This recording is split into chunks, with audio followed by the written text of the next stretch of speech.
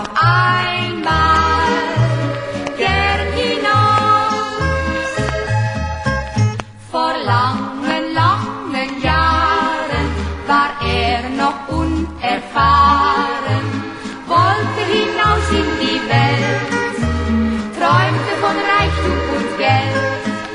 Die Mutter wollt's nicht leiden, sie sah ihn ungern scheiden. Er sprach mit frohem Gesicht: Mutter, so lang bleib ich nicht.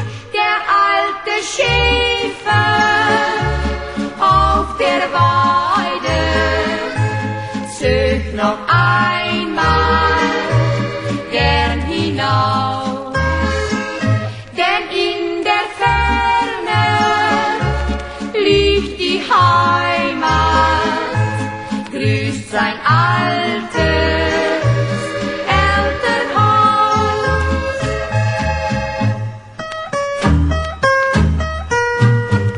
Er tat sich nicht besinnen und zog getrost von hinnen, fand in der Fremde sein Glück, weit lag die Heimat zurück.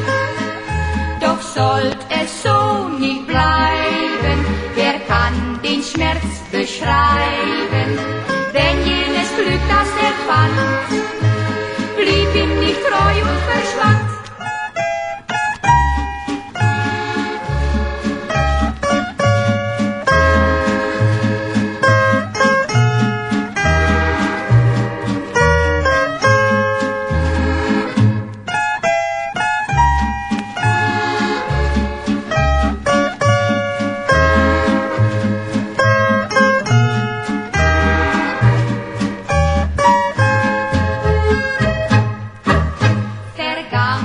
Sind die Jahre, er hat schon weiße Haare, ruhig und still schlägt sein Herz, längst ist vergessen der Schmerz.